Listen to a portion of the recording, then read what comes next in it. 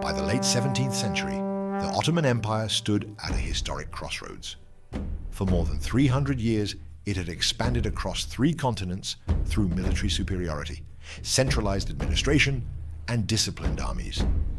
Yet Europe was changing. Standing armies, professional officer corps, and rapid improvements in artillery and battlefield coordination gradually eroded the advantages that had once made the Ottomans nearly unstoppable. These developments set the stage for the conflict that would ultimately reshape the balance of power in Europe, the war that culminated in 1697 and led directly to the Treaty of Karlowitz.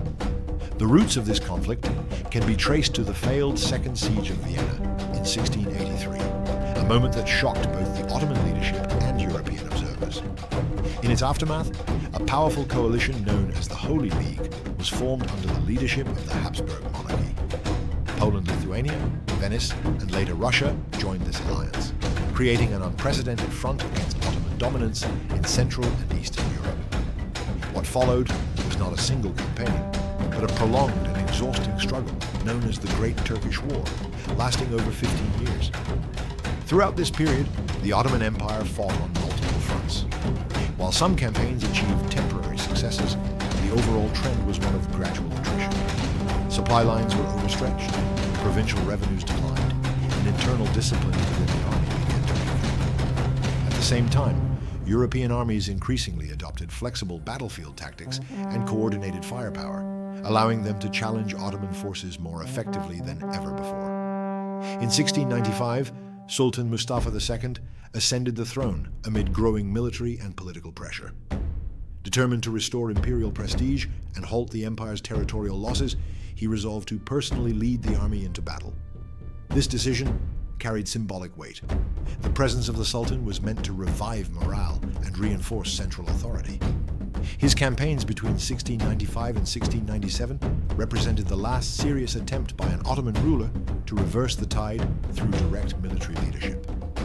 The decisive moment came on the 11th of September, 1697, near the town of Zenta, along the banks of the Tisza River.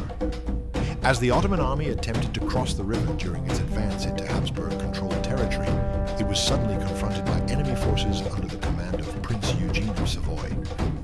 Recognizing the vulnerability of an army divided by a river crossing, Eugene launched a swift and coordinated attack at precisely the right moment. The consequences were devastating. Ottoman units became trapped between the river and the advancing Habsburg troops. Artillery could not be properly deployed, cavalry movements were restricted, and command signals failed to reach all units in time. Panic spread rapidly through the ranks. Thousands of soldiers were killed in combat or drowned while attempting to escape across the river. The death of the Grand Vizier, Elmas Mehmed Pasha, alongside many senior officers, further accelerated the collapse of organized resistance. The Battle of Zenta was not merely a tactical defeat, it exposed deep structural weaknesses within the Ottoman military system. Years of institutional stagnation, declining discipline among the Janissaries, and resistance to modernization now produced irreversible consequences on the battlefield. In contrast, the Habsburg army demonstrated the effectiveness of modern command structures and coordinated firepower. In the aftermath of Zenta, the Ottoman leadership recognized that continuation of the war was no longer viable. The treasury was depleted, recruitment had become increasingly difficult, and public confidence in military victory had eroded. Diplomatic channels were opened, leading to prolonged negotiations in the town of Karlowitz. In 1699, the Treaty of Karlowitz was signed, formally ending the war between the Ottoman Empire and the Holy League. Its terms marked a historic turning point. The Ottomans relinquished most of Hungary and Transylvania to Austria, Podolia to Poland, Lithuania, and the Morea, Peloponnese, to Venice. For the first time in its history, the Ottoman Empire accepted large-scale and permanent territorial losses through an international treaty. The psychological impact of Karlowitz was profound. The empire that had once dictated terms to Europe was now negotiating from a position of weakness. From this moment onward, Ottoman foreign policy increasingly relied on diplomacy rather than conquest. The treaty also introduced the Ottomans to a new European diplomatic system based on permanent embassies and multilateral negotiations. The events of 1697 to 1699 marked the end of the Ottoman Classical Age and the beginning of a long era of reform, adaptation, and struggle. Military defeats forced the empire to confront uncomfortable realities and seek solutions through institutional change. While Karlowitz did not signal immediate decline, it undeniably reshaped the empire's trajectory. The guns that thundered at Zenta in 1697 echoed far beyond the battlefield.